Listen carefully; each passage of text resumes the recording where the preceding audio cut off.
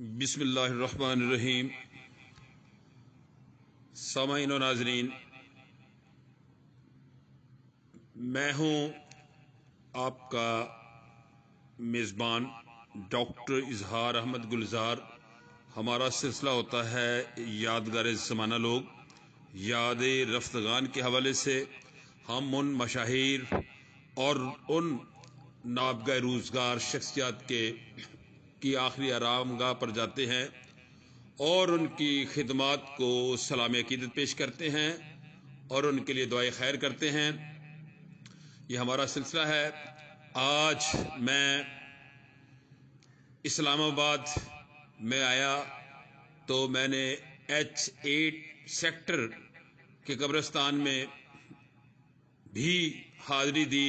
یہاں پر بہت بڑے اپنے وقت کے بڑے نامور ادبا شعراء کے مزارات پر بھی حاضری دی۔ تو اس وقت میں وطن عزیز کے اس نابغہ روزگار ادیب جناب قدرت اللہ شہاب کی آخری آرام گاہ پر کھڑا ہوں۔ جناب قدرت اللہ شہاب پاکستان کے نامور ادیب اور بیوروکریٹ تھے۔ ان کی پیدائش گلگت میں ہوئی۔ ابتدائی تعلیم انہوں نے ریاست جموں کشمیر اور موضوع چمکور صاحب ضلع امبالہ میں حاصل کی۔ جموں کے پرنس آف ویلز کالج سے BSc کرنے کے بعد گورنمنٹ کالج لاہور سے ایم اے انگلش کیا۔ 1941 میں انڈین سول سروس میں شامل ہوئے۔ ابتدا میں شہاب صاحب نے بہار اور اڑیسہ میں خدمات سر انجام دیں۔ 1943 میں بنگال میں متعین ہو گئے۔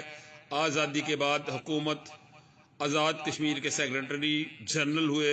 بعد ازاں پہلے گورنر جنرل پاکستان غلام محمد، پھر اسکندر مرزا اور بعد ازاں صدر ایوب خان کے سیکرٹری مقرر ہوئے۔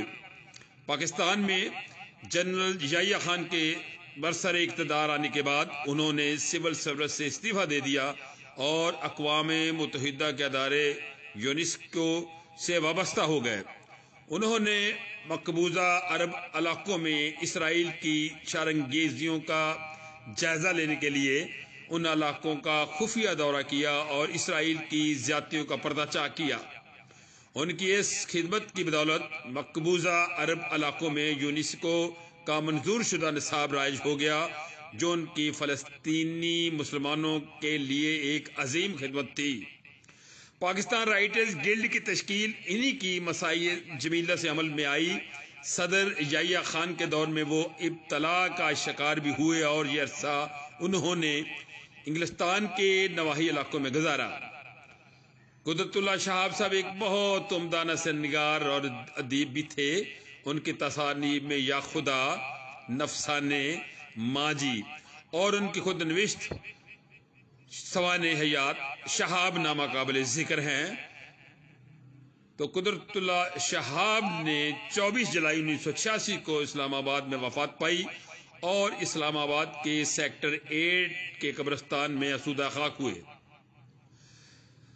سامعین، یہ وہ عظیم المرتبہ ہستیاں ہیں جنہوں نے اردو ادب کو اپنی تخلیقی صلاحیتوں سے مالا مال کیا، اور جیسا کہ ان کی خود نوشت ہے شہاب نامہ، تو خود نوشت ایک مشکل صنف ادب ہے کیونکہ اس میں خود ستائی کے مواقع جا بجا موجود ہوتے ہیں۔ کسی بھی ایسے واقعے کا بیان جس میں لکھنے والا خود کو ہیرو ثابت کر رہا ہو، خواہ کتنا حقیقت پر مبنی کیوں نہ ہو، پڑھنے والا شک میں مبتلا ہوئے بغیر نہیں رہ سکتا۔ چنانچہ ایسے مواقع پر ایک اچھے ادیب کو خاصی طور پر لطف احتیاط سے کام لینا پڑتا ہے۔ مثلا شہاب صاحب ICS کی ٹریننگ کے دوران وہ اپنی گھوڑ سواری کے متعلق نہیں کہتے کہ انہیں اس میں مہارت حاصل تھی، بلکہ وہ کہتے ہیں کہ یہ سارا گھوڑے کا اپنا کمال تھا۔ گیلپ کی آواز پر میرا گھوڑا خود بخود سرپٹ بھاگنے لگا راستے میں استادہ رکاوٹوں کو بھی خود ہی اپنی ہنرمندی سے پھلانگتا چلا گیا۔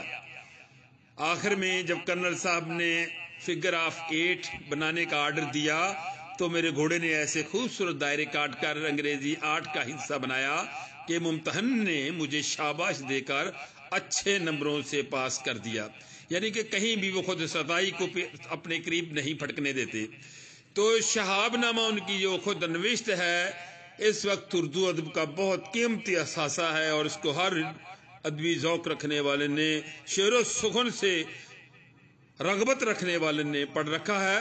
تو شہاب نامہ کی ایک اور خوبی یہ ہے کہ یہاں جہاں جذبات نگاری، واقعہ نگاری اور کردار نگاری کے مواقع آئے ہیں، شہاب صاحب نے ثقیل، غیر فصیح اور اجنبی الفاظ کا سہارا نہیں لیا، بلکہ مشکل ترین معاملات، نازک ترین خیالات اور پیچیدہ ترین مفاہیم کو بھی نہایت سہولت اور آسانی کے ساتھ پورے تاثر میں بھگو کر قلم بند کرتے چلے جاتے ہیں۔ مثلاً لکھتے ہیں کہ ایک روز وہ چھابڑی والے کے پاس تازہ گنڈیریاں کٹوانے کھڑی ہوئی۔ ایک روز وہ چھابڑی والے کے پاس تازہ گنڈیریاں کٹوانے کھڑی ہوئی تو میرے دل میں آیا ایک موٹے گنے سے چندراوتی کو مار مار کر ادھ موا کر دوں اور گنڈیریوں والے کی درانتی سے اس کے ٹکڑے ٹکڑے کر کے اپنے دانتوں سے کچر چبا ڈالوں۔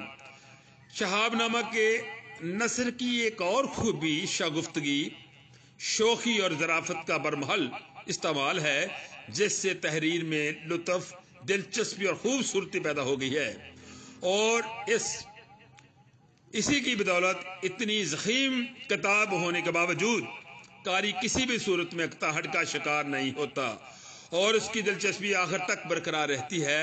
حکیم گورندتا دل کا ایک خاص وصف تھا کہ وہ دکان کی کوئی چیز ضائع نہیں ہونے دیتے تھے۔ ایک بار روغن بادام کے کھلے منہ والی بوتل میں مردہ چھپکلی نظر آئی۔ حکیم صاحب نے چمٹے سے پکڑ کر اسے نکالا اور کچھ دیر تک اسے بوتل کے منہ سے الٹا لٹکائے رکھا تاکہ چھپکلی سے ٹپکتے ہوئے بادام روغن کے زیادہ سے زیادہ قطرے بوتل میں واپس گر جائیں۔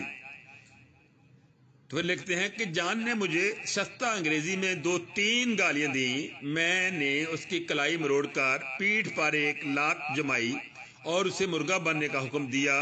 یہ اصطلاح اس کے لیے نئی تھی، میں نے خود مرغا بن کر اس کی رہنمائی کی۔ تو جناب قدرت اللہ شہاب عام طور پر زندگی میں موجود کرداروں کو پیش کرتے ہیں اور ان کی پیشکش اتنی عمدہ اور مکمل ہوتی ہے کہ ہم ان کرداروں سے مل کر جدا نہیں ہوتے۔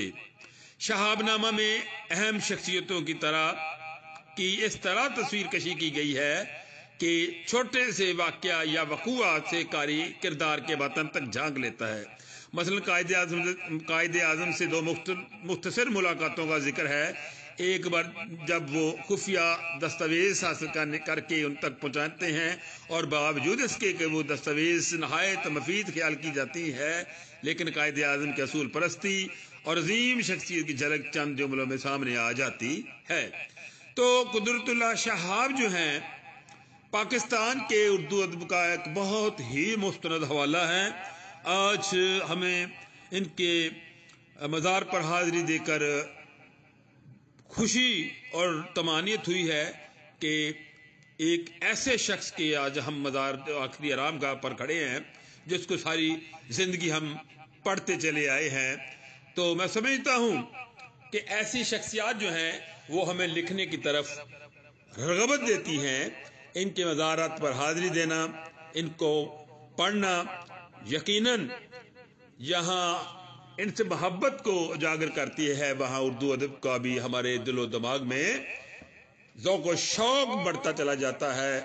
تو میری یہی آخر میں یہ شعر اس سے اختتام کروں گا کہ مقدور ہو تو خاک سے پوچھوں اے لائم، تو نے وہ گنج ہے گرام آیا کیا کیے۔